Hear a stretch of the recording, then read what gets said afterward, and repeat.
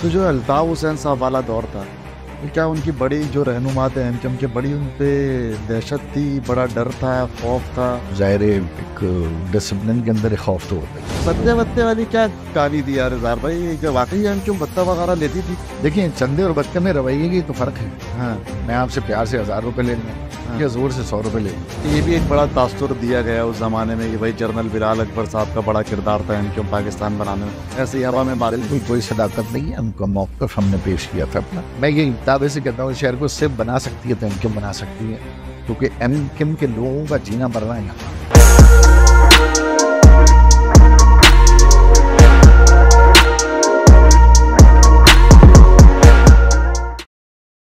अस्सलाम वालेकुम everyone, you are watching the Hasan Abbas show on Pakology. और आज जो हमारे गेस्ट हैं वो बड़े ही सीनियर पॉलिटिशियन हैं। सिंध में बड़ी उनकी आवाज़ जो है हमें सुनाई देती रही है। सिंध के अपोजिशन लीडर रह चुके हैं। अभी अभी जो है कुछ अरसे पहले रुकने कौमी असम्बली मुंतखब हुए हैं ख्वाजा इजहार साहब। ख्वाजा साहब अस्सलाम वालेकुम, कैसे हैं आप? वालेकुम अस्सलाम जी, अल्लाह का शुक्र। आप कैसे हैं? ठीक हैं। सबसे पहले तो इजहार भाई आपको बहुत बहुत मुबारक हो कि आप माशाल्लाह से एक मरतबा फिर मुंतखब हुए और इस मरतबा जो है वो रुकने कौमी असम्बली मुंतखब हुए। मगर पीटीआई वाले बोल रहे हैं कि भाई धांधली से जीते हैं आप लोग, ये क्या चक्कर है? आपको भी बहुत बहुत मुबारक हो आपके इस नए पॉडकास्ट पाइकोलॉजी पे। और माशाल्लाह आपने बड़ा अच्छा the Hasan Abbas show. Thank you तो सर। आपका नाम भी बड़ा ज़ोरदार है। उम्मीद है कि ये पॉडकास्ट आपका बहुत ज़्यादा तरक्की करे। बाकी रहा कि पाकिस्तान में हर हारने वाला जीतने वाले को ऐसे ही दुहाइयाँ देता है, और 2018 में हमने भी ऐसी दुहाइयाँ दी थी। हाँ अच्छा, हमारे पर तो इल्ज़ाम है कि वो फॉर्म 45 47 पता नहीं क्या क्या। हाँ 2018 में तो ना 45 था, ना 46 था, ना 38 था, ना 35 था। रात को सोए, सुबह सुबह उठा के बताया किसी ने कि भाई आप एमएनए बन गए 90 से। मुबारक हो आपको। तो ये क्या चक्कर है? 2018 में धांधली हुई थी या 24 में धांधली हुई है? धांधली तो हर इंतखाबात में ही होती पाकिस्तान में। पाकिस्तान में कौन से इंतखाबात हैं जो फेयर हुए हैं? और कराची क्योंकि एक कैपिटल है, मीडिया का मरकज़ है। वरना तो आप अगर कभी इंटीरियर चले जाएं, डेरा इस्माइल खान चले जाएं, डेरा गाजी खान चले जाएं, कभी और ऐसी जगहों पे चले जाएं जहाँ पे कैमरे जाने के लिए भी आपको 2-2 घंटे ट्रैवल करना पड़ता है, तो वहाँ का तो और बुरा हाल है, और बुरा हाल। मतलब यहाँ ज़्यादा आवाज़ उठती है? जी हाँ, यहाँ कुछ ज़रा शोर शराबा। अच्छा, यहाँ शोर शराबा हमेशा रहा है। जब हम 2-2 लाख वोट लेते रहे तब भी 2 लाख वोट ले लिया। अच्छा, वो कैलकुलेशन हो रही है, एक पूरी बूथ पे एक वोट 2 मिनट में डलता है तो उसमें इतने डलने चाहिए। अभी पूरे पंजाब में 2.5 लाख वोट ले। जब आप लोग 2 लाख वोट लेते थे तब कहते थे कि ठप्पे से वोट मिला है। अब पूरा पाकिस्तान 2-2 लाख वोट ले रहा है, अब सबको सुकून है। यहाँ तो ये तो कराची में तो एक बहरहाल कराची दुश्मनी, कराची एनिमोसिटी तो रहती है। अच्छा, ये 2018 में जो हुआ, क्या पीटीआई के साथ 24 में वाइस वर्सा हुआ है उसका? नहीं, उनको एक उधार पे सीटें दी गई थी, उनसे वापस ले ली कि भाई आपने परफॉर्म नहीं किया, वापस करेगा। बट आवाम ने वापस ले ली। यार कौन है ये जो उधार पे सीटें वीटें? हमें भी कोई एमएनए शमएनए बनवाते हैं, हम भी कोई उधार उधार पे कोई, हमें भी सीट वीट मिलेगी या नहीं मिलेगी? बस यही है कि देखें, सीट मिलना ना मिलना मसला नहीं है। मसला है कि आपको आवाम के दिलों में रहना है, आवाम के दरमियान रहना है। और एक ऐसी पॉलिटिकल पार्टी जिसका ना कोई स्ट्रक्चर है, ना तंजीमी स्ट्रक्चर है, और उसे वोट मिल गए, चलो भाई हमने तो कानूनी रास्ते इख्तियार किया। हमारा तो पूरा स्ट्रक्चर है। अब तो इंजमाम के बाद एमकेएम पहले से ज़्यादा मजबूत है, 2018 से ज़्यादा मजबूत है। ये एमक्यूएम में क्या 22 अगस्त का वाक़या पेश आया? एमक्यूएम पहले कुछ और थी, अब कुछ और है, फिर और पीएसपी उसके अंदर जम हो गई। तो ये चल क्या रहा है एमक्यूएम के अंदर यार? भाई मैं तो ये बात जानता हूँ कि जोड़ने वाला तोड़ने वाले से बेहतर है। अच्छा। अगर टूटा भी था और एमकेएम को तकसीम भी किया, तो जोड़ने का तो अमल अच्छा अमल है। इंसानों को जोड़ना, पॉलिटिकल पार्टीज़ के अगर धड़ों को जोड़ना। और ये पहली बार तो नहीं हुआ हसन। आपको याद नहीं है पीएमएल कितने हिस्सों में टूटी थी? अलिफ से शुरू करें ये तक चली गई थी, फिर उसके बाद उनका भी इंजमाम हुआ। हाँ पीपल्स पार्टी कितने हिस्सों में टूटी थी? पैट्रियट बनी, फिर 4 अंकल्स टूटे, हाँ वो भी अलग अलग पार्टियां बनी, फिर वो दोबारा एक हुए। हाँ। तो ये अमल तो सियासत में रहता है। लेकिन बहरहाल खुशाइंद है कि एमकेएम दोबारा से जुड़ गई। 22 अगस्त से पहले वाली एमक्यूएम और मौजूदा एमक्यूएम क्या फ़र्क है यार दोनों में? 22 अगस्त से पहले डेफिनेटली एमक्यूएम की कमांड एंड कंट्रोल लंदन में थी। हाँ। और वहाँ से ड्राइव होती रही। 22 अगस्त के बाद सारे फैसले पाकिस्तान में ही हुए। पाकिस्तान की जो ज़मीन पे खड़े थे, जो रियलिटी में अवाम के दरमियान थे, फिर उन्होंने फैसले शुरू किए। तो बेहतर तो नहीं कहूँगा, लेकिन अलबत्ता ये ज़रूर है कि ये एमक्यूएम का एवोल्यूशन है। इसको टाइम लगेगा। एमक्यूएम के अंदर जैसे जैसे आगे बढ़ेंगे वैसे वैसे रिफॉर्म्स होंगे, रीस्लोगनिंग होगी, रीब्रांडिंग होगी, तो एमक्यूएम दोबारा ताकत में आएगी। और अब पॉलिटिक्स का जो पूरे पाकिस्तान में एक तरीक़ेकार चेंज हुआ है कि अब आप जो है ना वो वायलेंट पॉलिटिक्स नहीं कर सकते। अच्छा। तो सारी जमातों को इसमें सोचना है। और एमक्यूएम ने अदम तशद्दुद, अदम तसादुम की पहल की है।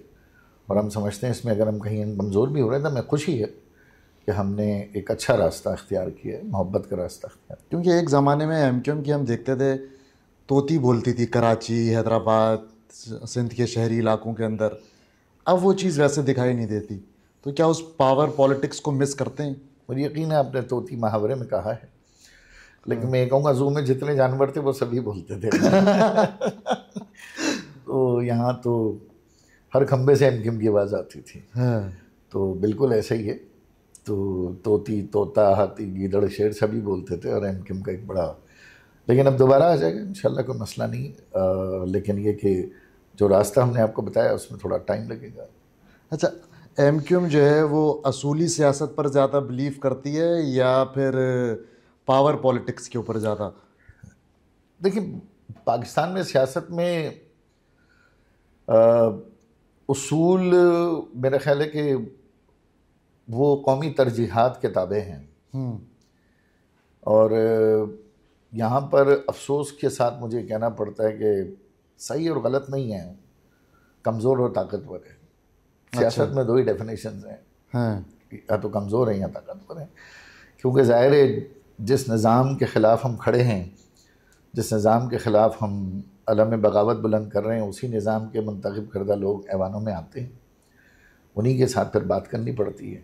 तो ज़ाहिर है उसूल हमारी जो डेमोक्रेटिक प्रायरिटीज़ होती हैं, पार्लियामान में लोग होते हैं, फिर वहाँ पर हमें ज़ाहिर है उनको वो कड़वे घूंट हमें पीने पड़ते हैं। और तमाम पॉलिटिकल पार्टीज़ ये ऐसी, सबके मैनिफेस्टो उठा के देख लें किसने अपने मैनिफेस्टो पे अमल किए। तो जो अल्ताफ़ हुसैन साहब वाला दौर था, तो क्या उनकी बड़ी जो रहनुमा थे एमक्यूएम के, बड़ी उन पे दहशत थी, बड़ा डर था, खौफ था, क्या मामला था? मिले जुले तमाम ही चीज़ें थी। देखें, जाहिर सी बात है, ज़ाहिर एक डिसिप्लिन के अंदर एक खौफ तो होता ही है, चाहे किसी भी इदारे में हो। और डिसिप्लिन का मतलब ही पनिशमेंट होता है। डिसिप्लिन पुलिस है, फोर्सेस हैं, तो जहाँ डिसिप्लिन सख्त होगा वहाँ डर होगा, खौफ भी होगा। एमक्यूएम में डिसिप्लिन पूरी दुनिया में एक मिसाल था, है। लेकिन ज़ाहिर है उस डिसिप्लिन के अंदर डर का एलिमेंट तो था। हाँ। किससे डर लगता था? एक ज़माने में तो सभी एक दूसरे से भी डरते थे। वो क्यों डरते थे भाई? तो अल्लाह का शुक्र है वो डर नहीं है। हाँ। अब जमहूरियत है, इख्तिलाफ राय है, तो लेकिन बहरहाल आप भी बहुत सी मौरूसी पार्टियों में डर मौजूद है। हाँ। कि वालिद के बाद बेटा, बेटी के बाद बेटी, बेटी के बाद फिर कोई और। हाँ। तो आप उस ख़ानदान के ख़िलाफ़ नहीं जा सकते। तो अल्लाह का शुक्र है हम कम अज़ कम उस लेकिन एमक्यूएम के बारे में तो एक थॉट था ना कि भाई अल्ताफ़ हुसैन साहब के बगैर तो एमक्यूएम चल ही नहीं सकती। तो खौफ कैसे टूटा और अल्ताफ़ हुसैन साहब के बगैर एमक्यूएम कैसे चल रही है? देखिए, मसला ये है कि लीडरशिप क्राइसिस तो रहा ना एमक्यूएम पे, डेफिनेटली हमें ये परेशानी तो रही। लेकिन लोगों ने भी ये रियलाइज़ किया कि आखिरकार अगर पाकिस्तान में रहना है तो पाकिस्तान की जो बुनियादी असास है हम उनके ख़िलाफ़ नहीं जा सकते। पाकिस्तान की जो आइडियोलॉजी है, हम ओथ लेते हैं पाकिस्तान के हलफ का आइन के ऊपर, तो पॉलिटिकल पार्टीज़ एक्ट में हम पाकिस्तान के आइन की पाबंदी का हलफ लेते हैं, तो पार्टियां बनती उसी आइन के तहत हैं। तो लोगों ने भी ये रियलाइज़ किया कि हाँ हम इस चीज़ को हम ये बर्दाश्त नहीं कर सकते या हम इसके मुताहम्मल नहीं हो सकते। 9 मई का वाकया पीटीआई का आपके सामने है हाँ। कि उन्होंने अपनी बाउंड्रीज क्रॉस की हैं। उससे पहले एक 22 अगस्त वाला वाकया भी है। जी हाँ, बिल्कुल। तो हमारा तो वाकया एक मिसाली वाकया, लेकिन 9 मई के बाद भी आपने देखा पीटीआई को नुकसान हुआ है। उन्होंने अपनी शख्सियत परस्ती में पाकिस्तान के एहसास को तकरीबन स्टेक पे लगा दिया, जो कि नहीं होना चाहिए। जो 22 अगस्त वाला वाकया हुआ उसके बाद एमक्यूएम पाकिस्तान बनी, उसमें भी आपका बड़ा किरदार रहा है।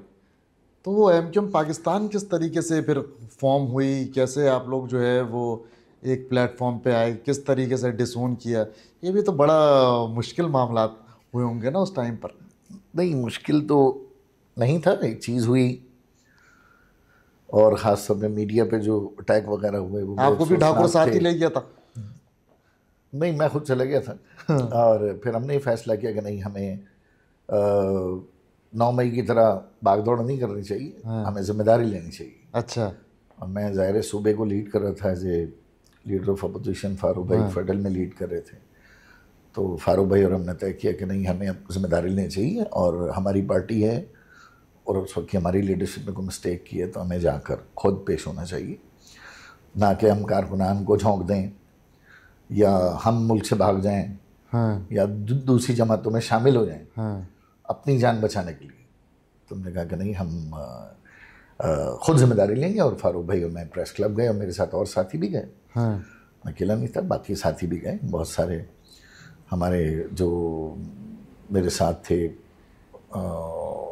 संजय परमानी थे, हाँ। मोइन आमिर पीरजादा थे, ख्वाजा सुहेल मंसूर थे, हाँ।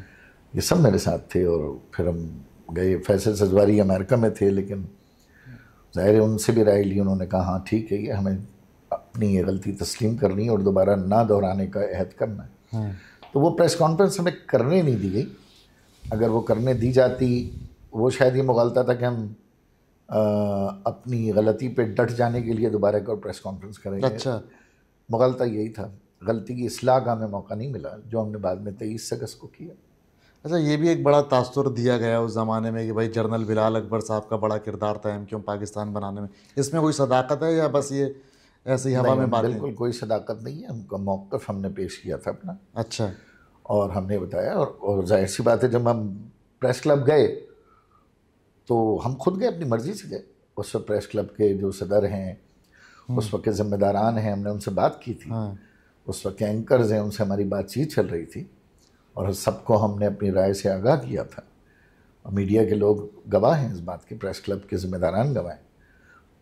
अगर हमें उस 22 को करने दी जाती तो और बेहतर होता। लेकिन बिलाल साहब का वैसे थे डीजी रेंजर्स एमक्यूएम के क़याम या एमक्यूएम की इस मूव के अंदर कोई उनका रोल नहीं था। लेकिन ये ज़रूर है कि हमारे मौक़िफ़ को पाकिस्तान की तमाम रियासती इदारों ने तस्लीम किया, हमारे मौक़िफ़ को मीडिया ने तस्लीम किया, हमारे मौक़िफ़ को उस वक्त के बिज़नेस कम्युनिटी जो खौफज़दा थी उन्होंने तस्लीम किया।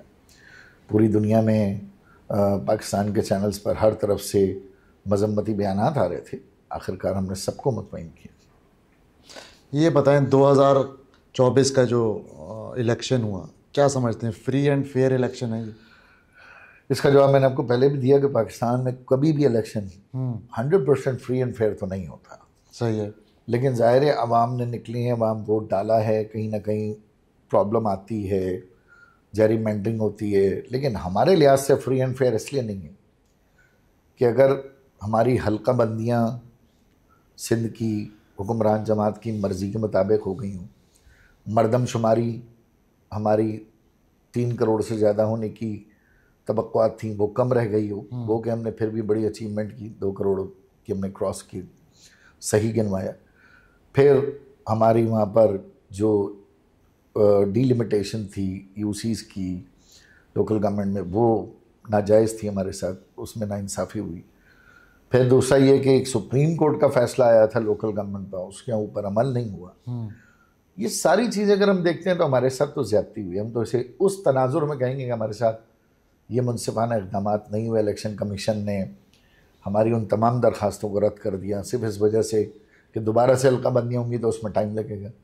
हमारी प्ली ये थी, भाई एक दफ़ा कर लें ना, सही हल्का बंदियाँ कर लें, एक दफ़ा सही मरदमशुमारी कर लें, जान छुड़ाएं इस झगड़े से, फिर उसके बाद किसी को कोई एतराज़ नहीं होगा। तो हम तो अब भी ये कहते हैं कि अगर सही मरदमशुमारी और हल्काबंदी होती, हमारी सीटें जो 17 हैं उससे कहीं ज़्यादा होती। क्या समझते हैं अगर सही मर्दमशुमारी हो जाए तो कितनी सीटें होनी चाहिए कराची शहर में? देखिए, तनासुब बिल्कुल बदल जाएगा। अर्बन जो है ना वो इस वक्त मेजॉरिटी में है और रूरल से अर्बनाइजेशन की तरफ माइग्रेशन हो रही है। इंटीरियर सिंध से, पाकिस्तान से बहुत से लोग कराची आए, ऐसा नहीं है, और आ भी रहे हैं, रोज़गार भी ले रहे हैं, शेल्टर भी ले रहे हैं, जगह भी ले रहे हैं, जॉब्स भी कर रहे हैं। तो यकीनन कहीं ना कहीं से हज़ारों लोग इधर आ रहे हैं, तो वहाँ कमी ही होगी ना, और यहाँ बढ़ेगा। तो आपका नेशनल फाइनेंस कमीशन का फार्मूला पॉपुलेशन के ऊपर उस सूबे को ज़्यादा मराद देता है जहाँ आबादी ज़्यादा हो, फिर उसी सूबे को ज़्यादा मराद देता है जहाँ रेवेन्यू ज़्यादा हो, उस सूबे को भी मराद देता है जहाँ गुर्बत ज़्यादा हो, रकबा ज़्यादा हो। अरे भाई, जब एक पॉपुलेशन इधर आई है और सूबे को मराद ज़्यादा मिल रही है, तो सूबे के अंदर भी तो तय करना है ना कि कौन सा शहर किसकी पॉपुलेशन बढ़ रही है। अगर मेरी सीटें आज भी उतनी हैं जितनी कि मरदमशुमारी जो माजी में हुई उसमें 98 लाख है कराची, तो आज भी 98 लाख से हम 2 करोड़ हो गए और सीटें वही हैं। तो ये बताएं, माजी के अंदर मुशर्रफ साहब के दौर में भी हुकूमत में रहे, फिर पीपल्स पार्टी के साथ भी हुकूमत में रहे आप लोग, फिर वफाक में भी पीटीआई के साथ हुकूमत में थे, अब मुस्लिम लीग नून के साथ भी बैठे हुए। तो ये अपने मुतालबात क्यों नहीं पूरे करवा पाए आप लोग? प्रॉब्लम एमकेएम नहीं है, प्रॉब्लम अब मुझे लगता है कराची है। अच्छा, लोग कराची को बनने ही नहीं देना चाहते। क्यों? अब ये इसमें 2 तरह की थ्योरीज हैं। मुझे नहीं लगता कि कराची अगर बन जाएगा तो कराची से दुनिया का ऐसा कौन सा शहर है जो मुतासर होगा। आखिर ये बन जाए, समंदर है, 4 मौसम है, पूरी दुनिया का बिजनेस कैपिटल है, स्ट्रेटजिक कैपिटल है, आपकी अस्करी क़यादत का बहुत बड़ा इधर एसेट है। इस शहर को इतना लावारिस छोड़ा हुआ है, तो ये तो एक, मैं समझता हूँ जानते बूझते एक मुजरिमाना गफलत है कि कोई कराची को लेके कोई साजिश है? क्या समझते हैं कि कराची को क्यों नहीं डेवलप किया जा रहा? मतलब बाकी हम शहर देखते हैं, लाहौर से बड़ा कराची को कंपेयर किया जाता है, इस्लामाबाद से बड़ा कंपेयर किया जाता है, ये कराची को इतना जो है वो दबा के क्यों रखा हुआ है, तबाह क्यों करके रखा हुआ है? देखें, इसके लिए मेरी राय तो मैंने बरमला कहा भी है कि सिविल हुकूमत और अस्करी क़यादत को बैठ कर कराची के लिए सोचना होगा। ऐसा शहर दुनिया में कहीं नहीं है जो हर तरह से माला माल है, लेकिन ऐसा बदतरीन शहर भी कहीं नहीं है जहाँ पर टुकड़ों में बटा हुआ है। क्योंकि लोग बड़ा हमेशा एमक्यूएम को पॉइंट आउट करते हैं ना कि भाई 35 साल से एमक्यूएम रूल करती रही है सिटी को, और ये कराची शहर जो है वो बेहतर होने के बजाय जो है वो ख़राबी की तरफ चला गया। तो एमक्यूएम को भी बड़ा जो है वो टारगेट किया जाता है। इसलिए किया जाता है कि भाई मेरा डोमिसाइल ज़ाहिर है कराची का ना, सबसे कमज़ोर डोमिसाइल है, तो इसको टारगेट किया जाता है। लेकिन बेसिकली टारगेट एमक्यूएम को नहीं किया जाता, कराची को किया जाता है। भाई प्राइम मिनिस्टर आते रहे ना नेशनल फाइनेंस कमीशन से, जो प्राइम मिनिस्टर आता था, चाहे मोहतरमा बेनज़ीर भुट्टो आए, नवाज शरीफ आए, मुस्लिम लीग काफ आए, जाके लाहौर में मेगा प्रोजेक्ट अनाउंस करते थे। अरे भाई कराची में क्यों नहीं करते? इतने अरसे बाद कराची में ग्रीन लाइन आई हुई है, मर मर के उसके ऊपर भी झगड़े, दुनिया जान के फसादात, और नोट सारा कराची से जा रहा है और सारा। तो कराची का प्रॉब्लम हसन ये है कि जो चीज़ कराची के लोगों को मैं बताना चाहता हूँ, पाकिस्तान के लोगों को बताना चाहता हूँ, अदलिया, इंतज़ामिया, अस्करी क़यादत को भी बताना चाहता हूँ कि इस शहर में 13 मल्टीपल सिविक एजेंसीज ऐसी हैं जो फेडरल में। अच्छा, जिनका न मेयर पे कंट्रोल है न वज़ीर आला उसका कंट्रोल है। सही, 13। उसमें फैसल कंटोनमेंट है, कराची कंटोनमेंट है, मलीर कैंट है, फिर इसी तरह क्लिफ्टन कंटोनमेंट है, फिर केपीटी है, पोर्ट कासिम है, सिविल एविएशन है, रेलवे है, ये सब फेडरल इदारे हैं। फिर एक और मज़े की बात, कुछ इदारे ऐसे हैं जैसे फेडरल कैपिटल एरिया है, मार्टन क्वार्टर है, जमशेद क्वार्टर है, ये सब फेडरल हैं।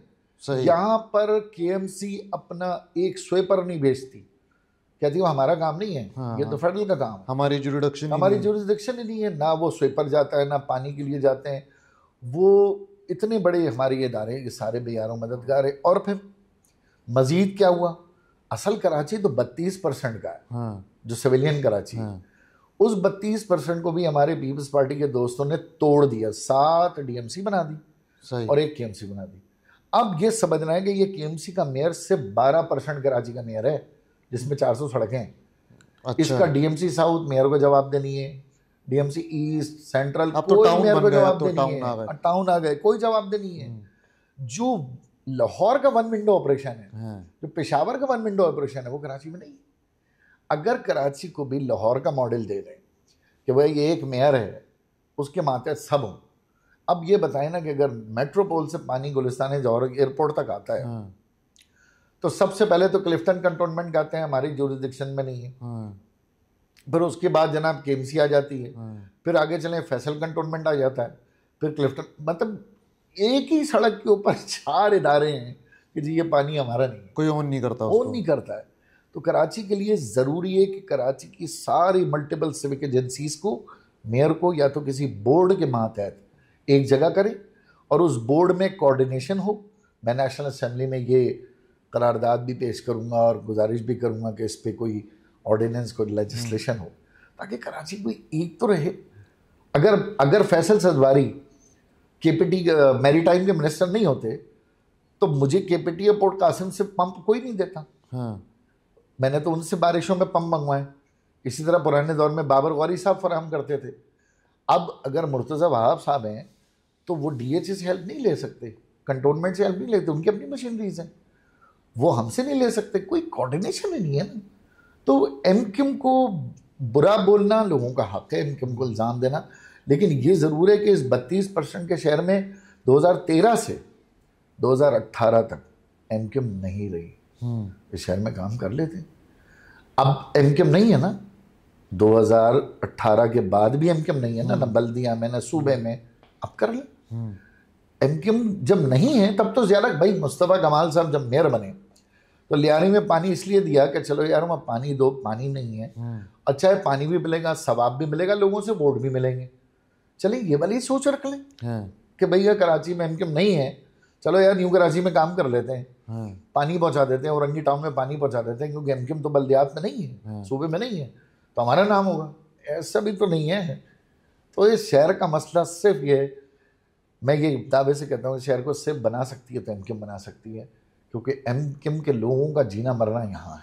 लेकिन एमक्यूम तो काफ़ी अरसे से सिंध में हुकूमत में है ही नहीं, तो किस तरीके से, अभी आप लोगों की 21 सीटें हैं कौमी असम्बली की, क्या आप लोगों का रोड मैप है कराची और हैदराबाद और शहरी इलाकों को लेकर? देखिए, मैं ये एमक्यूम का नहीं, मैं तो एक मिसाल ये दूंगा कि हमारे इस पूरे निज़ाम में बड़े फ्लॉ हैं। जो एक अच्छा काम एमक्यूम ने किया वो ये कि हमने कॉन्स्टिट्यूशनल अमेंडमेंट की तहरीक चलाई, हमने वो तहरीक पे PMLN से साइन भी लिए। ये प्रॉब्लम हमारा नहीं है। अगर सुप्रीम कोर्ट का जो फैसला आया है, अगर उस पर ही अमल हो जाए और चारों सूबे उस पर अमल कर दें तो लोकल गवर्नमेंट किसी हद तक बेहतर हो जाए। एमक्यूम का रोड मैप सिंपल ये है कि कराची को एक ताकतवर मेट्रोपॉलिटन कॉरपोरेशन बनाना है। सही। कराची का जो शेयर है वो नेशनल फाइनेंस कमीशन के तहत जिस तरह सूबे को मिल रहा है PFC के ज़रिए कराची को मिले, आइन में उसकी पाबंदी हो, लोकल गवर्नमेंट ताकतवर हो। हम ये नहीं कहते कि हमारे पास से आप 300 अरब रुपये ले लेते हो और हमें आप 5 अरब देते हो। अच्छा, माजी में भी आप लोगों ने 2018 में PTI के साथ मुआहदा किया, अभी भी नून लीग को आप लोगों ने शहबाज शरीफ साहब को वोट दिया, तो अभी भी जाहिर सी बात है कोई ना कोई मुआहदा किया होगा। तो क्या ये सिर्फ मुआहदों की हद तक रहेगा या अमली तौर पे भी कोई काम वाम होंगे इसके ऊपर? हसन ये बताएं, कराची में हमारे अलावा सबसे बेहतर सोल्यूशन कोई और दे रहा है? सवाल तो ये है यार, एमक्यूम का सोल्यूशन ठीक नहीं है, मेरा ठीक है, चले कोई और दे रहा है, जमात इस्लामी दे रही है, पीस पार्टी दे रही है, नहीं यार एमक्यूम ये जो ताकतवर मेट्रोपॉलिटन कॉर्पोरेशन की बात कर रही है, PFC की कर रही है, मल्टीपल सिविक एजेंसीज की कर रही है, यार ये ठीक नहीं है। हम बता रहे हैं एमक्यूम को कि ये फार्मूला ठीक है, कोई और दे रहा है? ये फार्मूला तो सिर्फ एमक्यूम ही दे रही है ना। तो मुआहदे का मतलब क्या? देखें हसन, मुआहदा जमहूरी तौर पे आप क्या कर सकते हैं? मुआहदा कर सकते हैं, लिख सकते हैं, साइन करा सकते हैं, लोगों के सामने प्रेस कॉन्फ्रेंस कर सकते हैं। अब अगर कोई रूह गर्दानी का तय कर बैठा है, जैसे मैंने पहले कहा, मसला एमक्यूम नहीं है, मसला कराची है। ये लोगों की राजधानी नहीं है, ये लोगों की कंस्टिट्यूंसी नहीं है। यहाँ पर या तो किसी अदालती हुक्म के ज़रिए काम हो या अस्करी और सिविल। कराची को डिवाइड एंड रूल वाली पॉलिसी पे चल रहा है कराची, बिल्कुल ऐसे तकसीम करके रखो कराची के। ऐसा शहर कहाँ होता है हसन, कहाँ होता है ऐसे शहर दुनिया में? कोई मिसाल बड़ा गरक कर दिया यार कराची में। आप सड़कों पे निकले बड़ा दिल ख़राब सा हो जाता है, सड़कें टूटी हुई हैं, बिल्कुल पानी की लाइनें जो हैं वो बह रही हैं, सेवरेज का निज़ाम धर्म भरम है, बारिश हो जाती है तो बिल्कुल ही मामलात ख़राब हो जाते हैं, कोई ट्रांसपोर्ट नहीं है, उसके अलावा कोई लोगों के पास जॉब अपॉर्चुनिटीज़ नहीं है। देखिए क्यों है बिल्कुल। मुझसे इस्लामाबाद में अभी एक दो मिसाल है। मुझसे इस्लामाबाद में लोगों ने पूछा कि भाई आपके यहाँ क्यों इतना मसला है सेवरेज का, पानी का। भाई पानी का बिल हर महीने जाता है ना, आपके यहाँ पानी आए ना आए बिल पे करना है आपको। बिजली का बिल आपने पे करना है, सेवरेज का बिल आपने पे करना है, चाहे आपका गटर उबल रहा हो या ना उबल रहा हो। तो यार हर महीने बिल लेते हो भाई, तो हर महीने काम भी तो करो ना। गैस आती ही नहीं है, हर महीने काम भी तो करो ना। इस्लामाबाद में रातों को सड़कें बंद होती हैं, काम हो रहा होता है। ये डीएचए में काम हो रहा होता है, कंटोनमेंट में काम हो रहा होता है। क्यों? उनका अपना बजट है, वो अपना काम करते हैं, उन्हें किसी वज़ीर आला से ज़रूरत नहीं है। तो इस्लामाबाद में जब दिन रात काम हो सकता है, तो क्या यहाँ पे टाउन और केएमसी के पास बजट नहीं है? सबसे ज़्यादा बजट तो यही है।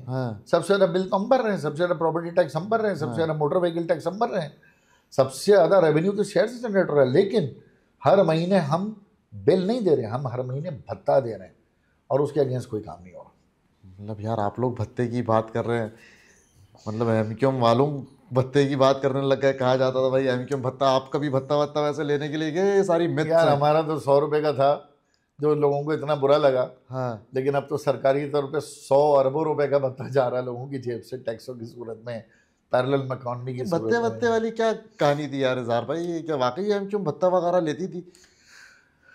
देखिए चंदे और भत्ते में रवैये की तो फ़र्क है। हाँ, मैं आपसे प्यार से 1000 रुपये ले लूँ या ज़ोर से 100 रुपये ले लूँ। अब अगर किसी ने ज़ोर से 100 रुपये लेने वाले को इनकम कर दिया और प्यार से 1000 रुपये लेने वाले को चंदा नहीं कहा, ये तो अब लोगों का परसेप्शन है, अल्लाह का शुक्र है। लेकिन हम ही थे ना, हम ही तो हैं 22 अगस्त के बाद जिन्होंने ज़कात फितरे पे पाबंदी लगा दी। हमने कुर्बानी खाने लेना बंद कर दी, हमने डोनेशन लेने बंद कर दिए। हमसे लोग ये भी तो सवाल करें, यार 8 साल हो गए तुम लोग बगैर किसी पैसे के अपनी मदद आपके तहत चल रहे हो, इसकी तो इतनी तारीफें होनी चाहिए हमारे लिए। जो भत्ते का इल्ज़ाम है, उस इल्ज़ाम के बाद हमारे ऊपर तो इतनी तारीफें होनी चाहिए कि पाकिस्तान की सारी जमातें कोई सिस्टम के तहत पैसा उठा रहा है, कोई ठेकों के तहत पैसा उठा रहा है, कोई और किसी तरीके से उठा रहा है, हम तो कहीं से नहीं उठा रहे। यार ये आजकल ये सिस्टम का लफ्ज़ बड़ा सुना है, ये सिस्टम क्या है? ये कराची वालों को थोड़ा सा बताया ना, ये सिस्टम का, जहाँ जाओ सिस्टम सिस्टम सिस्टम चल रहा है, सिस्टम, ये सिस्टम क्या है? सिस्टम ये है कि जायज़ तरीके से भी अगर कोई काम हो रहा हो और आप उसका चालान भी भरें, सही है, उसका फ़ीस भी भरें और उसके बाद भी आपको एक भत्ता देना पड़े सरकारी तौर पे, और वो भत्ता कलेक्शन जो है ना वो एक सिस्टम कर रहा है। यानी अगर आप ईमानदारी से अपने चालान भी भर रहे हैं, सब कुछ कर रहे हैं आप किसी भी तरीके से, लेकिन आपको एक पैरेलल मनी भी देना पड़ रहा है, वो सिस्टम कराची में मौजूद है। ना उसकी इंक्वायरी है, ना क्या करता है, क्या ये, हाउ दिस सिस्टम वर्क्स? देखिए ये सिस्टम, क्या ये सिस्टम लोकल इंस्पेक्टर से शुरू होता है, म्यूनसिपल कमिश्नर से। सही, चाहे वो ठेलों से लेना हो, पथारों से लेना हो, केबिनों से लेना हो, बाज़ारों से लेना हो, फिर पुलिस पे आता है, पुलिस के बाद फिर केडीए है, बिल्डिंग कंट्रोल है, ये फिर वो सारे इदारे, फिर ये सारे महीने का माल जमा करते हैं। ये सब अपनी अपनी जगह जनाब वो दस्तरखान बिछ के इकट्ठे होते हैं और फिर सिस्टम में जहाँ जहाँ बढ़ना होता है बढ़ जाता है, और ये अरबों रुपए है, अरबों रुपए। तो क्या इसमें पीपल्स पार्टी इन्वॉल्व है, एमक्यूएम इन्वॉल्व है, कोई सियासी जमात है, ब्यूरोक्रेसी है? लेकिन बहसियत सियासी जमात तो मैं किसी भी पार्टी पे इल्ज़ाम नहीं दूंगा, ना एमक्यूएम पे ना पीपल्स पार्टी, लेकिन हुकूमत इन्वॉल्व है। अगर हुकूमत इसको रोक नहीं पा रही है तो फिर हम हुकूमत को तो इल्ज़ाम देंगे ना। ज़िम्मेदार अगर पुलिस है तो पुलिस के सरबराह को इल्ज़ाम देंगे। तो ये बहरहाल है और इसको रोकना बहुत ज़रूरी है। और ये पाकिस्तान की, मैं आपको बता दूं, अगर कराची से 300 अरब रुपए हम टैक्स दे रहे हैं तो 300 अरब रुपए से ज़्यादा सिस्टम यहाँ से पैसे उठा रहा है। अच्छा, सालाना बड़े वसूल से कह रहा हूँ मैं आपको, इसकी कैलकुलेशन कभी दे दूंगा। अच्छा, सिंध के आप अपोजिशन लीडर भी रहे, क्या फ्रेंडली अपोजिशन वाली कोई पॉलिसी है सिंध के अंदर? पीपल्स पार्टी को टफ टाइम कोई क्यों नहीं दे पा रहा? देखिए टफ टाइम पार्लियामानी ऐवान में जमहूरी तरीके से जितना दिया गया, मुजाहरे भी किए गए, सीएम हाउस भी गए, सीएम हाउस के आगे धरने भी दिए, हमने हर तरह से जो जमहूरी तरीके थे वो किए। अब एहसास दिलाने के हर डेमोक्रेटिक फार्मूले तो हमने इख्तियार कर लिए। असेंबली में करारदादे पेश की, बिल पेश किए, रेजोल्यूशंस पेश की, बाइकआउट किए असेंबली के, पैरेलल बजट दिया, शैडो बजट दिया, गवर्नमेंट को बताया ये ठीक नहीं है यार, अपना किबला दुरुस्त करो। गवर्नमेंट के करप्शन के केसेस असेंबली में खोले, एजी सिंध की रिपोर्टें खोली कि भाई आपके यहाँ अरबों रुपए के मसले चल रहे हैं, और आप खुद कह रहे हैं कि अगर आपकी गंदम में कीड़ा निकल रहा है, आपके अगर डिप्टी कमिश्नर जो है ना वो सैलाब ज़दगान के फंड जो है ना खा रहे हैं और वहाँ की इमदादें खा रहे हैं, बैरूनी इंटरनेशनल डोनर एजेंसियाँ आप पे इल्ज़ाम लगा रही हैं थर के मामले में, फ्लड के मामले में, हम तो कह ही सकते हैं ना। अब ये एहसास खुद with in the political party होना चाहिए। ये तो पीपल्स पार्टी की अगर हुकूमत है तो पीपल्स पार्टी की लीडरशिप को भी इस बात का ख्याल रखना है कि ज़ाहिर है रंग व रस की हवस और बस, मसला दस्तरस और बस, बुनी है यूं रगें जिस्म की, एक नस टस से मस और बस। तो इंसान ने तो जाना ही है तो अपनी लेगेसी छोड़ जाए। अच्छा, ये अभी आपने एक बड़ा ज़बरदस्त शायरी सुनाई, एक आपका वो भी भाई बड़ा वायरल चलता रहा हो, मिलकर खाते, ये क्या चक्कर है? ये एक शायर है, किसी की शरारत है? नहीं, शायर हैं लाहौर के। हाँ। और वो मुझे भेजते रहते हैं और बड़े मेहरबान हैं मेरे, और ये अशार उनकी तरफ से आते हैं। हाँ। तो ये एक दफ़ा मैं असेंबली में था और मैं अशार, क्योंकि मेरा शौक़ है, और ऐसे अशार जो ठा करके लगे ना दिल पे जाकर, मैं वो मोहब्बत वाले अशार तो थक चुका, तो माजी हो गया, तो अब मैं पॉलिटिकल अशार करता। तो मैंने उन शायर साहब से रिक्वेस्ट की कि फिर अचानक मुझे वो उनकी मिल गई, तो वो पता नहीं कब लिखी थी उन्होंने, 10-15-12 साल पहले लिखी थी। यासिर नाम उनका, लाहौर के शायर हैं। तो यासिर की वो मुझे मिल गई, तो बस मैंने कहा, उसी वक्त मुझे मेरे पीएस ने दिया कि यार भाई ज़बरदस्त मिल गई। अच्छा, मैं बिल्कुल तैयार नहीं था, मेरे पास तो अशार दूसरे, लेकिन जब मैंने उसे पढ़ा मैंने कहा बस यही है अब वायरल कंटेंट। वो उसी वक्त आई है मेरे पास 15 मिनट पहले। मैंने थोड़ी सी उसकी रिहर्सल की, अशार याद करने की कोशिश की है, और मैंने फिर वो फ्लोर पे मैंने पढ़ दी। उसके बाद बड़ा क्रिटिसिज्म भी आया उसके ऊपर। हाँ, मोहब्बत है लोगों की, पसंद भी करते हैं, क्रिटिसाइज भी करते हैं उसी चीज़ को पसंद करते हैं, फिर उसी चीज़ पे क्रिटिसिज्म। लोगों ने कहा भाई ये तो सब मिले हुए, ये तो सारे मिल के खा रहे। जाहिर है वो मेरे मुंह से जो अल्फाज निकले, जो शायर साहब के दिलों के अल्फाज थे, मेरे ज़बान से अदा हुए, तो वो कहीं मुझ पर ही फिट कर दिए उन्होंने। अच्छा, ये बताएं, पीपल्स पार्टी के साथ कैसा वर्किंग रिलेशनशिप है एमक्यूएम का? कोई मामला इनके साथ बेहतर है? क्योंकि इस दफ़ा भी आप हर दफ़ा पीपल्स पार्टी मुखालिफ बयानियाँ तो एमक्यूएम बना लेती है, लेकिन उसके बाद एमक्यूएम पीपल्स पार्टी के साथ हुकूमत में भी होती है, फिर अभी भी आप लोगों ने सदर जरदारी साहब को भी वोट दिया। ये क्या मामला है? पीपल्स पार्टी बड़े ईजिली मैनेज नहीं कर लेती है एमक्यूएम को? हाँ, ये थोड़ा सा आपने अच्छा तंग करने वाला सवाल किया। असल में इसमें यह कि ये कुर्बतों का जो सर पर वबाल रखा है, ये कुर्बतों का जो सर पर वबाल रखा है, फितूर इश्क है और हमने पाल रखा है। तो ये फितूर जमहूरियत है जो हमने पाल रखी है, और पाकिस्तान में जब कभी भी ऐसे मामलात आते हैं तो एमक्यूएम को कॉम्प्रोमाइज़ करना पड़ता है, संभालना पड़ता है, जमहूरियत को संभालना पड़ता है। और हमारा तो आपको ट्रैक रिकॉर्ड मालूम है कि हम हुकूमतें बनाते भी हैं, अल्लाह ताला ने काम हमसे लिया हुआ है, और फिर गिराते भी हैं। तो जब बनाने का वक्त आ जाता है तो फिर हम फिर दिल बड़ा कर देते हैं कि चलें जी, इस बार शायद ये हुक्मरान पाकिस्तान को संभाल लें, गरीब आदमी के लिए कुछ सोच लें। शायद पे चल रहा है सब कुछ। और उम्मीद पे तो दुनिया कायम है, जाहिर है हम भी उम्मीद पर ही हैं। क्या वाकई वैसे पाकिस्तान में जमहूरियत वमूरियत है भी, या सब ऐसे ही हाथी के दांत दिखाने के और खाने के? और किसी गरीब आदमी को अब अमेरिका में नुकसान दे ना, तो वो आपसे कहेगा I will see you in the court. और यहाँ किसी गरीब आदमी को आप कोई नुकसान देना तो वो कहेगा मैं अल्लाह की अदालत में देखूंगा। तो जाहिर सी बात है कि यहाँ जो जमहूरियत है, जिस निज़ाम के तहत है, जिस आइन के तहत है, वो कमज़ोर है, उसे ताकतवर बनाना होगा।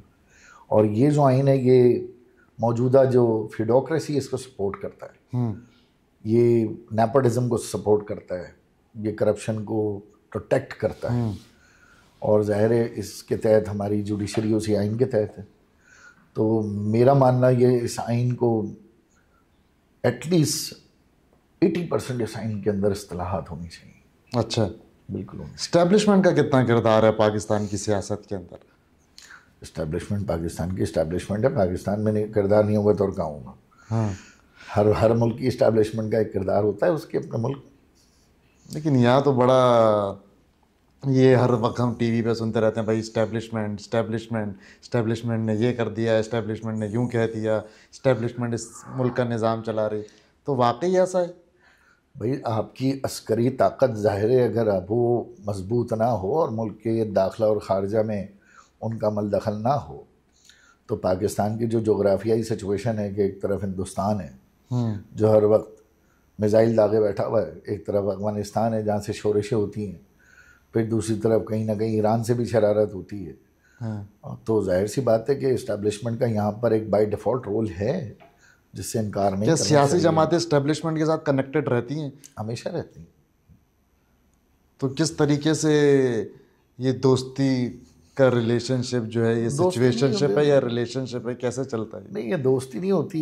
एक खुश हो जाता है तो दूसरा नाराज़ होता है, जो नाराज़ होता है वो फिर ज़्यादा कोशिश करता है चहीता बनने की, फिर वो जो चहीता होता है वो उससे ज़्यादा चहीता बनने की कोशिश करता है। ये तो एक चक्कर है यहाँ। लेकिन बहरहाल कनेक्टिविटी रहती है इस्टेब्लिशमेंट से, रहनी भी चाहिए मेरा ख्याल है। अच्छा इजहार भाई, थोड़ी देर पहले आपने वो एक शेर सुनाया, उसमें इश्क का लफ्ज़ आया, तो क्या इश्क विश्क भी हुआ ज़िंदगी के अंदर? आशिक मिजाजी रही दौरे जवानी में? हाँ बिल्कुल भाई, अल्लाह का शुक्र, इश्क बड़े रहे। और दिल इतना कमज़ोर था और इतना सादा था कि हर 3-4 महीने बाद हो जाता करता था। अच्छा। ना नहीं किया कभी किसी को और हमेशा खुदा तरसी की ज़िंदगी गुजारी है। हाँ। और कभी किसी को मायूस नहीं किया। हाँ। तो इश्क में मायूसी हुई आपको या कामयाबी हुई? बस 16-17 इश्क हुए। हाँ। अल्लाह का शुक्र है सभी में ही नाकामी हुई और सबकी शादियां भी आंखों से ही देखी। तो बहरहाल फिर आखिरी शादी में तब्दील हो गई। हाँ। आखिरी मोहब्बत शादी में तब्दील हो गई। क्या सियासत के अलावा इज़हार भाई क्या शौक़ हैं, क्या रूटीन है, क्या करना पसंद करते हैं अदर देन पॉलिटिक्स? जवानी में तो बहुत मेहनत की है भाई, बहुत मेहनत की है, घर संभालना। इश्क में ज़्यादा मेहनत की है? इश्क तो पार्ट टाइम चलता था उस ज़माने में। वो मैं तो उस दौर के आशिक है ना जब वो ईद कार्ड लिखे जाते थे। हाँ। और अशार लिखे जाते थे। और मज़े की बात यह है कि हमारे वहाँ बफर जोन में एक तो आशिक मिजाज, ऊपर से एमक्यूम वाला, शायरी तो वैसे ही ज़बरदस्त हो जाती है और राइटिंग भी अच्छी। हाँ। तो वो मोहल्ले के जितने हमारे नौजवान दोस्त थे वो अपने जो है ना ईद से 3 रात पहले सारे शादी का वो ईद विशेष कार्ड मुझे दे जाया करते थे। और नाम लिख के दे जाते थे कि भाई ये मेरा वाला ये है, मेरा वाला ये है, इस पे ये शेर होना, इस पे। तो मैं सबके शेर लिख दिया करता था। किसी को इंग्लिश में चाहिए था तो मैं इंग्लिश में लिख दिया। मतलब पूरी कंसल्टेंसी? हाँ, पूरी कंसल्टेंसी। बाज़ दफ़ा तो ऐसे ही हुए कि बाहर लिफाफा कुछ और है, अंदर लिफाफा कुछ और है। अच्छा। हाँ, बाज़ दफ़ा तो ये झगड़े भी, मतलब पूरे लव गुरु चले आप कि बाहर सलमा का लिखा था तो अंदर शगुफ्ता निकल आई। ऐसे भी हुआ। तो उसके बाद मेहनत बहुत की है। मेहनत बहुत करने के बाद अब इस स्टेज पर हैं कि बस अब ये कि अब लाइफ को एंजॉय करना चाहते हैं। क्योंकि मैंने किसी एक जगह पढ़ा कि मरते वक्त इंसान की 3 चीज़ें बड़ी उसे याद रहती हैं कि एक मैंने अपने लिए क्या किया, एक मैंने अपने प्यारों के लिए क्या किया, और एक मैंने अपनी ज़िंदगी को अपने लिए नहीं जिया, मैं दूसरों के लिए जीता रहा।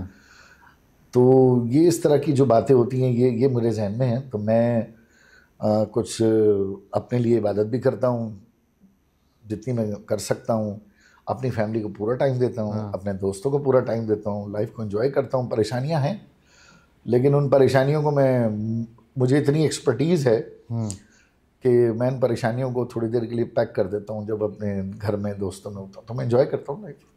घर वाले परेशान, भाभी परेशान होती हैं सियासत की वजह से और बिजी स्केड्यूल की वजह से, डांट वाट पड़ती है, गुस्सा गुस्सा करती हैं? शुरू में झगड़े होते थे, ज़ाहिर बच्चे छोटे थे, झगड़े होते थे, रिक्वायरमेंट्स थी, लेकिन माशाल्लाह उसका मेरे पीछे मेरी वालदा और मेरी वाइफ दोनों का बहुत बड़ा किरदार है कि दोनों ने मुझे बड़ी सपोर्ट की है, पॉलिटिक्स में भी और मेरी पूरे कैरियर में, पूरी लाइफ में। क्योंकि आप पे जो है वो असैसिनेशन अटेम्प्ट भी हो चुका है, तो वो क्या वाक़या रहा है?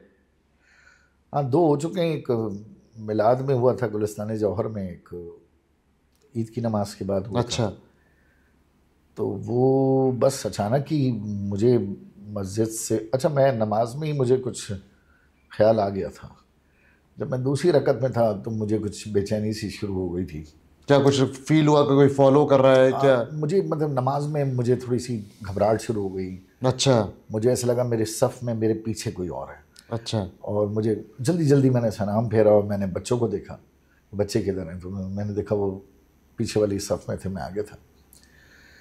तो फिर मैंने बाहर आया, मैंने बस मैं अलर्ट तो हो चुका था। अच्छा। तो फिर मैंने देखा, जब मैं घर की तरफ आ रहा था, सब, क्योंकि ईद पे मोहल्ला मेरा वही है सब, मैं हमेशा नमाज में ही तरजीह देता हूँ पढ़ने की, क्योंकि मेरा बचपन वहीं पे है। वो बफर जोन में मेरे सारे बुजुर्ग पड़ोसी, उनके दरमियान में बचपने से जवान हुआ हूँ। तो फिर बस मुझे सामने 2 लोग नज़र आए जो हेलमेट पहने हुए थे पुलिस के यूनिफॉर्म में। तो मैंने फिर अपने पुलिस वाले और जो गार्ड्स थे उनसे कहा, मैंने कहा यार ये कौन सी पुलिस है जो हेलमेट में खड़ी है? हाँ। तो फिर मेरे साथ जो थे, मतलब शक हो चुका था? शक हो गया था।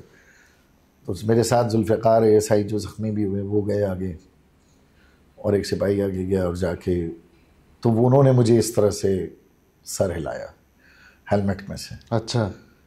कि जैसे वो कह रहे हो कि बेटा सही समझे हो तुम, हाँ। हम तुम्हारे ही इस्तकबाल के लिए खड़े। हाँ। बस वो विदिन सेकेंड मैंने फिर फ़ौरन दौड़ लगाई। बस थी वहाँ पीछे हो गई, बच्चे आगे चले गए थे। लकीली हुआ कि बच्चे बोर हो चुके थे, मैं गले मिल रहा था सबसे। अच्छा। और कुर्बानी थी। तो उन्होंने कहा बाबा आप सबसे मिलेंगे, हम जा रहे हैं, कसाई आ गया, हम बैल गिरा रहे हैं, आप आ जाइएगा, हम उसके जब तक पानी में निकला रहे हैं। और भागते हुए, जिस तरह बच्चे भागते हैं एक दूसरे से पहले निकल जाए, तो दोनों बच्चे मेरे। लेकिन वहाँ पे बड़ा ही अफसोसनाक वाक़या हुआ कि अरसल नामी एक बच्चा था जो हमारे साथी हैं, कमरान भाई उनका बेटा था, वो आया मुझसे मिला, बस वो गया और फिर फायरिंग शुरू हो गई। वो शहीद हो गया, उसमें एक पुलिस वाला शहीद हुआ, ASI ज़ख्मी हुआ और एक सिपाही ज़ख्मी हुआ। और फिर अल्लाह ने मुझे बचा लिया। फिर मैं मस्जिद में ही वापस चला गया था। फिर पता लगा वो लोग पकड़े वकड़े गए? जी हाँ, फिर हमारे रेंजर्स पुलिस एजेंसीज ने उनको पकड़ा और फिर उनको कैफरे किरदार तक पहुँचाया। अच्छा। ये भी बताएं, एक दफ़ा वो आपकी एक बड़ी फुटेज हम देखते हैं, हाथ आपके बंदे में रावण वार साहब पकड़ के खींचते हुए जा रहे हैं। हाँ, ये तो सियासत में होता है। एक पाँव रेल में, पीछे से शोर कर रही हैं। हाँ, एक पाँव रेल में और एक पाँव जेल में, ये तो है। बस हाँ, वो भी एक वाक़या था। और ऐसे मेरे ज़िंदगी एडवेंचर से भरी थी। हाँ। तो सियासत में सबसे एडवेंचरस वाक़या कौन सा रहा जो आप बोलेंगे यार ये बड़ा कोई एडवेंचरस और मेमोरेबल वाक़या है मेरी? है क्या क्या सुनाऊँ, बहुत सारे हैं। सियासत में तो बहरहाल बहुत सारे वाक़यात हैं, लेकिन यही 2-4 वाक़यात जो हैं जो कि ज़ाहिर एक ज़रा नापसंदीदा ना। तो ये रावण वार क्यों पकड़ने के लिए आया? तब तो वो रिटायर हो गए। पता नहीं, वो जुल्फ पे भक्ति शबे देजूर की सूझी, अंधे को अंधेरे में बड़ी दूर की सूझी। तो मेरी तो खुद समझ में नहीं आया कि क्या दूर की सूझी। हाँ। और क्या फजूल इल्ज़ामात लगाए गए। और बहरहाल ऐसा कुछ भी नहीं था। क्या एजेंडा था मुझे आज तक इसका इल्म नहीं हुआ, लेकिन बहरहाल अल्लाह का शुक्र है उन मुकदमात से भी मैं बरी हुआ। और उस वक्त चीफ मिनिस्टर मुराद अली शाह, उन्होंने पर्सनल उसमें दिलचस्पी ली। और उसकी वजह भी ये थी कि जब पहली बार ये मौसूफ घर आए थे, तो मैं चीफ मिनिस्टर साहब के साथ बैठा हुआ था। अच्छा।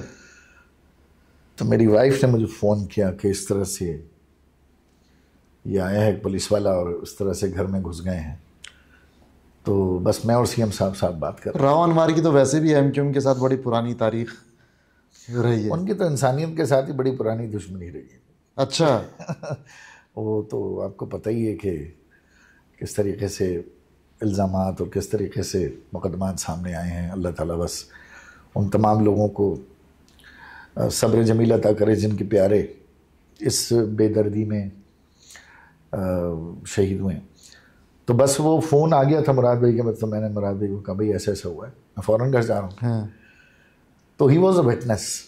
तो उन्होंने कहा ये तो मेरे साथ बैठे हैं और हाँ। पुराना ताल्लुक़ है, वालिद साहब के इंतकाल पे भी सब घर आ चुके हैं, सब मेरी लाइफ को जानते हैं, मैं मेरा पूरा पास सबको पता है। तो बस फिर ये उन्होंने फिर स्पेशली इंटरेस्ट लिया। सियासत में कब आए इज़हार भाई आप? सियासत में मैं 1988 में सेंट पैट्रिक कॉलेज में बहसीत कारकुन अच्छा आया था और वहीं से बस फिर कंटिन्यू रहा। 32 साल हो गए। क्या चाम था सियासत में आने का? क्या शशके वशके टैका शैका हो, कुछ थोड़ी बदमाशी वगैरह हो शहर के अंदर? क्या सोच के आए भाई सियासत करूँगा? नहीं, 88 में तो देखिए 87 का हम इलेक्शन जीते थे और एमक्यूएम ने ओवरवेलमिंग कामयाबी ली थी, जमात इस्लामी को हराया था। तो मैं सियासत में शौक में नहीं आया हूँ, मैं पैशन में आया हूँ। अच्छा। मैं 88 में एमक्यूएम में आया था, अब मैं एमक्यूएम में नहीं हूँ। अब किधर है? अब मैं एमक्यूएम हूँ। अच्छा। तो ये मेरा पैशन है। मैं एमक्यूएम में आया था, 32 साल बाद अब मैं एमक्यूएम हूँ। अच्छा, एमक्यूएम में और भी लोग अभी कुछ अरसे पहले आए, पीएसपी जो है वो एमक्यूएम के अंदर जम हुई, एक दूसरे पे बड़े आप लोगों ने पहले गोला बारी करी। हाँ। तो कैसा लगता है? पहले एक दूसरे को बुरा भला कहते हो, फिर एक साथ बैठे हुए, चाय भी चल रही है, खाना भी चल रहा है, सियासत भी चल रही है, पार्लियामान में भी साथ बैठे हुए। भाई मेरी हाउ तो इट फील्स लाइक? अब जाहिर है भूल जाना चाहिए कुछ चीज़ों का आपको। जब अच्छी एंडिंग हो। हाँ। तो नहीं, लोगों के जहनों में बड़ा सवाल होता है भाई, कैसे लोग हैं यार, पहले एक दूसरे को बुरा भला बोलते हैं, फिर एक साथ जो है वो बडीज बने हुए। अरे तो हमारा नंबर तो इसमें बहुत आखिरी है। हाँ। तो ये तो माशाल्लाह दो इत्यादि जमातें एक दूसरे को घसीटते रही हैं सड़कों पर, क्या क्या नहीं होता रहा पार्लियामान में, चूड़ियाँ चलती रहीं, दुपट्टे उछलते रहे, मुकदमात बनते रहे, एक दूसरे को पाबंदे सलासिल करते रहे। तो हम तो चलो सिर्फ मतलब सियासत में मुनाफकत है, भरपूर है यार। मैं तो इसमें कहूँगा भाई कि जो मैंने सीखा है कि अल्फाज की शिद्दत और सियासत में हिद्दत दोनों बड़ा शर्मिंदा करते हैं। कहीं ना कहीं बंदा कभी ना कभी सोचता है कि यार मैं अब अल्फाजों में शिद्दत नहीं रखता और सियासत में हिद्दत नहीं रखता। ये मैंने सीखा है। तो मैंने मुखालफत अगर सूबाई असेंबली में भी की है तो मैंने अपने तौर तरीके, जो मेरा एक तहजीब है, उसको मैंने मद्देनजर मतलब पर्सनल नहीं होना चाहिए सियासत। ज़ातियात पे मैं कभी नहीं किया। मैंने तर्ज हुक्मरानी पे हिट किया, हमेशा हिट किया। और मैंने कभी भी किसी ज़ात को हिट नहीं किया, किसी के दामन पे बिला वजह इल्ज़ामात के कीड़े ऐसे निशान या कीचड़ नहीं उछाला। तो अल्लाह का शुक्र है कि मैं इस चीज़ से समझ गया हूँ। बाकी साथियों से भी कहता हूँ कि भाई सोशल मीडिया हो, तकारीर हो, ये वक्त के ऊपर आपको जो तालियां बजा रहा था, वाह वाह वाह वाह वाह वाह, बुरे वक्त में वही आपको बुरा भला कह रहा था। भाई किसने कहा था तुम्हें कहने के लिए? तो ये है। ये बताएं भाई, सियासत के अंदर ये तमाम तर चीज़ें, एक दूसरे को बुरा भला कहना तो चलता रहता है, उसके अलावा सियासत से थोड़ा सा हट के ये सियासी जमात के जो दोस्त यार होते हैं, आपस में भी बैठकें वगैरह लगती हैं? ओकेजन्स पे होते हैं, शादियों में, ईद पर, तरावी में, इफ्तार में, सहरी में हम एक दूसरे को मदऊ करते हैं, करना भी चाहिए। और जहाँ हमारे अपनी पार्टी से हटकर भी ताल्लुकात हैं, हम उन्हें भी मदऊ करते हैं। शुक्रिया इज़हार भाई, आपने अपने मसरूफ़ वक्त में से टाइम निकाला हमारे साथ, आप आए, आपने बातें करी, हमारे व्यूवर्स के पास बहुत कुछ सुनने को कंटेंट मिला उन्हें। और बड़े मज़े मज़े की बातें होती हैं, बड़ी सारी चीज़ें होती हैं जो लोगों को नहीं पता होता। जी, जी, लोग आप लोगों को फॉलो तो कर रहे होते हैं, लेकिन एक पर्सनल लाइफ, पॉलिटिकल करियर, इस चीज़ से जो है वो लोगों को इतनी आगाही नहीं होती कि भाई इस शख्स की जो ज़ाती ज़िंदगी है या एक पॉलिटिकल लाइफ है, करियर है, ग्रोथ है, वो किस तरीके की है। तो मैं अपने तमाम तर व्यूअर से बोलूँगा कि हमारे चैनल को जो है सब्सक्राइब करें, लाइक करें, फॉलो करें और हमारे चैनल को जो है वो देखते रहें। Thank you so much.